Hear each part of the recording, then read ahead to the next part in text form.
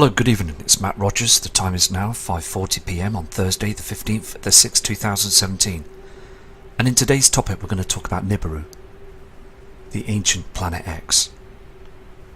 Now this is a very interesting topic because we all want to seek the truth, don't we? And the truth is out there, isn't it?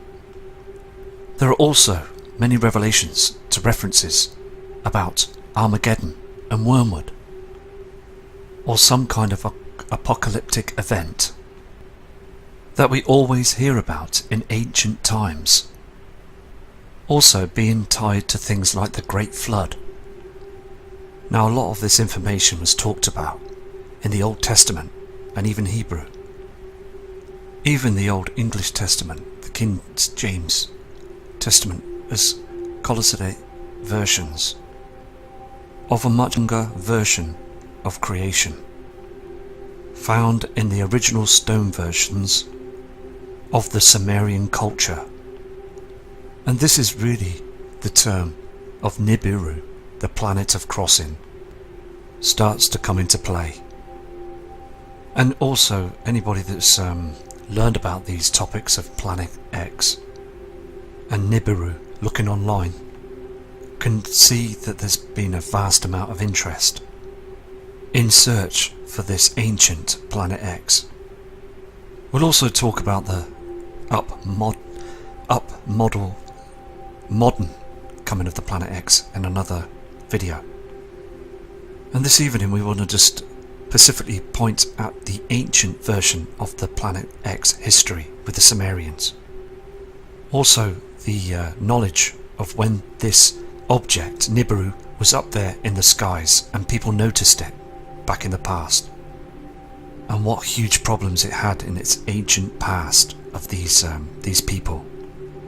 And also when we study this original biblical story, and when they talk about the Great Flood, the story goes through of many different cultures. Now my study is specifically on the Sumerian culture, that is specifically like modern day Iraq. We've heard it under the terms of like Babylon, but originally under 3800 BC we have Sumer, and amongst the thousands of stone tablets with the Sumerian culture, they have references of these beings, the Anunnaki, coming from a very specific point from our solar system, a planet called Nibiru. So that's kind of explore some of this factual data that talks about this planet Nibiru and its reaction to our ancient planet Earth. Now this is one of the most significant known Sumerian tablets. This ancient tablet is called the Enuma Elish.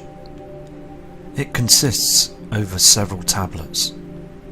It tells of a much more elongated tale about life and creation in general, and it speaks of not only our solar system in general, but also planets coming into existence, but more specifically us, and also why there was a great flood, but not because just a great flood, but what caused this great flood. But it was the passing of this planet Nibiru, the actual home world of the gods, and actually comes past close to the inner part of our solar system. And when this took place thousands of years ago, or maybe even millions of years ago, but we know that it's had catastrophic effects here on Earth.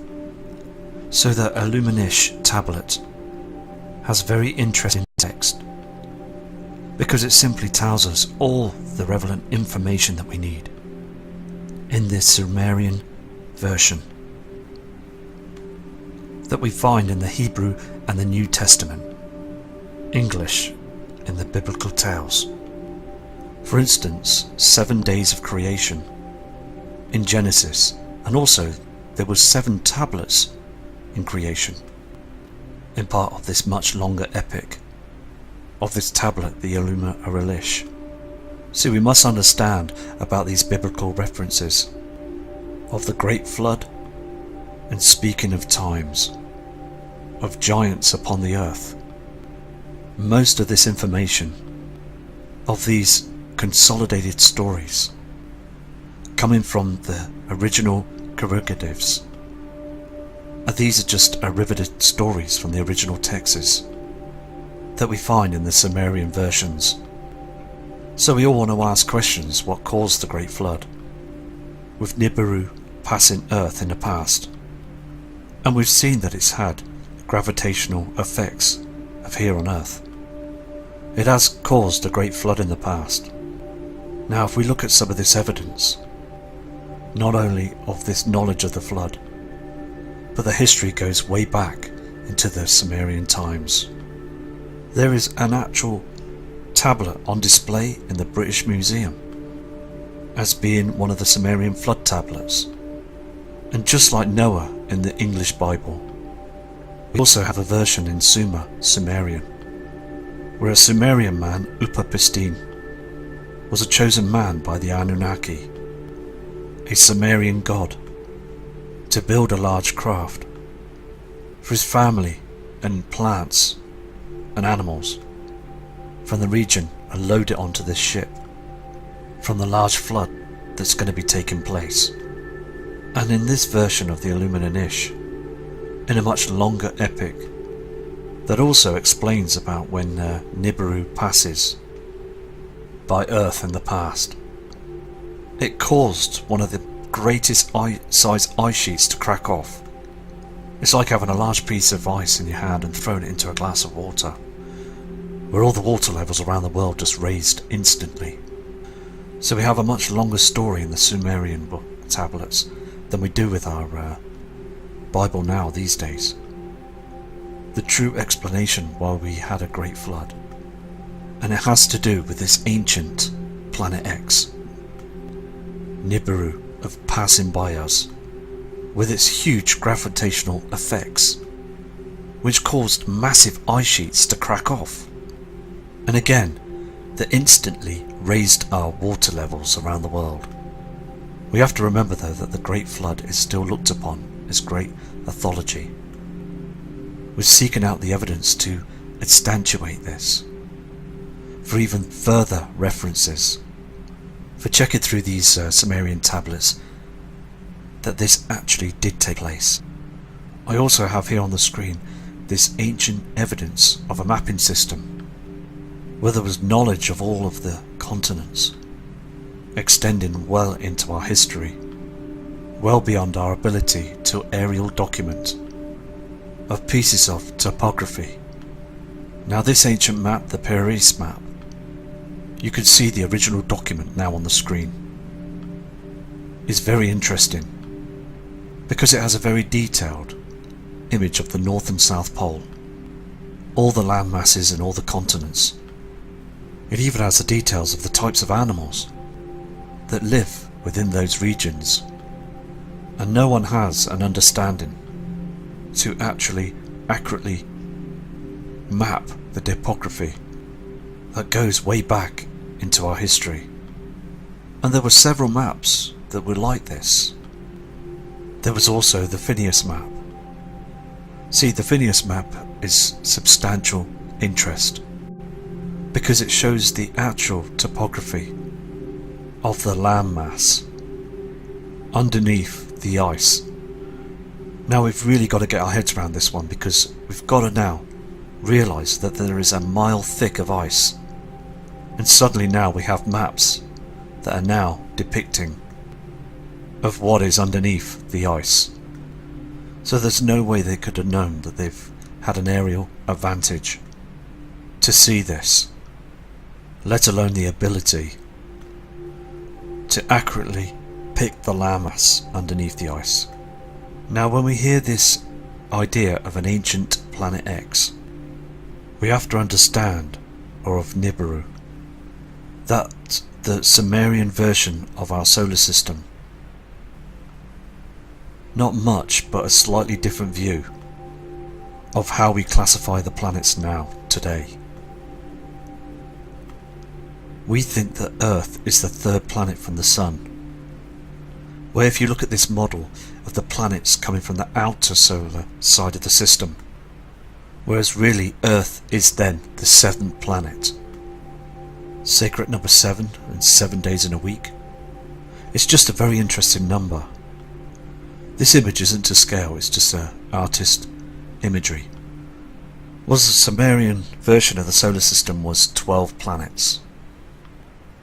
If you counted the 9 planets that we are known of, the Sun, the Moon, then this additional planet, Nibiru, as the 12th member of our solar system. So this is a very interesting piece of information, that their gods, the Anunnaki, come from this 12th planet. This number 12 permeates all through the ancient cultures, and even up to date, of knowledge that we use. If you think about it, like the 12 disciples of Jesus, the 12 tribes of Israel, the 12 Greek Olympians, 12 hours in a day and 12 inches in a foot, 12 months in a year, the 12 desire or breakdowns in the heavens. It's just again that number 12 goes right through our knowledge, through our history. And we still use this as today, and it's traced right back to this ancient facts of Planet X, Nibiru, the 12th planet in our inner solar system, of the home of the gods. We should ask ourselves of why we should give credence to the Sumerians of this Planet X. Nibiru is that most of today's astronomical data that they've left us can confirm. We see that they are truly on the level. We can also see that they've recorded accurate information over hundreds of years, and also thousands of years of astronomical events. And these Sumerian tablets are of sacred information, only true known knowledge held by the higher priest. So it's not like all of the Sumerian culture knew of this astronomical data. This is sacred information that was again held by the high priest, that was passed down for hundreds of thousands of years. See, you could ask a certain astronomer, a Sumerian astronomer, and they would be able to tell you 50 years in advance of a solar eclipse, or even a lunar eclipses. So they made very accurate observations of the night skies, just like many other cultures did, passing this down as sacred information. And many of the biblical references that they talked about that actually explain the stars, not as living objects that modern times archaeologists would interpret, that of physical places that had a life essence, things like the Earth and Nibiru, or the ways they would travel to get to Earth to Nibiru, is actual well documented as actual information. So we all have to understand that a culture from 6,000 years ago is giving us evidence of astronomical data that we can now confirm as now being accurate. But the kicker of this information is, talk about another planet that we need and we still have to confirm. A planet 4 to 8 times the size of Earth. And if we do discover this planet, it will definitely be Nibiru, the ancient Planet X, where we possibly have ancestors living on that celestial body. We also see in the past that there was some intruder planet that caused a great havoc to our solar system. And it also turns out that the Sumerians also told it in a detailed, much more detailed way than our science can yet convey. See, the Sumerian version speaks of an intruder planet that's called Planet X or Nibiru, was gravitationally affected by the outer planets of our solar system. And this was also before the planets were solid masses and thinnest coalescing. The Nibiru was pulled into the inner part of our solar system, then starts having an orbit around our main sun. Now, through the Sumerian tales, they explain that one of these excessive orbits came so close to our primitive Earth that Nibiru's moon whacked onto our heavenly body, the Earth. And they also explained that the Nibiru's moon, one of the moons was called North Wind, that hit into Earth, smashed into it. And it also literally cracked Earth into two, causing Earth to be moved with our moon, moved into a new orbit, leaving remnants of the asteroid belt, which we still see to this day. And also the Bible references the asteroid belt as the hammered out bracelet. Please remember that these are consolidated tales of the original Sumerian version. So as this interaction of this Nibiru moon northward hits our Earth, causing the large asteroid belt, and after all that happened, the Nibiru is being caused to have this long 3,600 year orbit, and it's happening to this day now, and we're starting to see these reflections. We still don't understand why it has got this very long orbit, or what even causes it to stay in this orbit, other than to speculate that there must or has to be a second sun with the Nibiru, Nemesis, the sun's companion star. Nibiru is orbiting round the second sun, a brown dwarf, something that we've known about for a very long time. Probably longer than we think. Anyway, so I'm going to give out some more information on the Sumerians in the next coming days, so please again take care, because the truth is out there, and again we've all been lied to by the government and the news media. They just won't give this information out. So take care and respect to you all. From Matt Rogers. Now, a lot of this information was talked about in the Old Testament and even Hebrew. Even the Old English Testament, the King James Testament, as consolidated versions of a much longer version of creation, found in the original stone versions of the Sumerian culture. And this is really the term of Nibiru.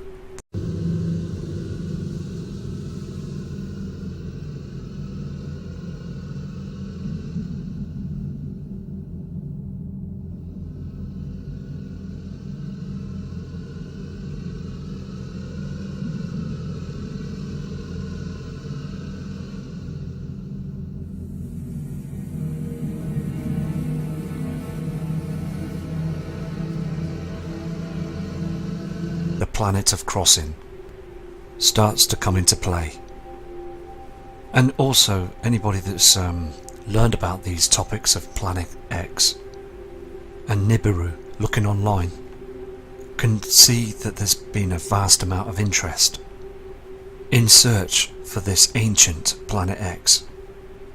We'll also talk about the modern coming of the Planet X.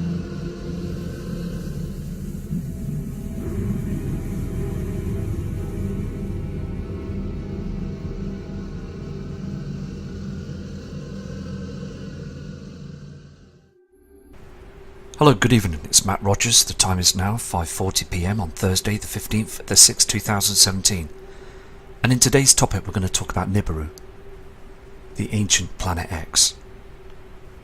Now this is a very interesting topic because we all want to seek the truth, don't we?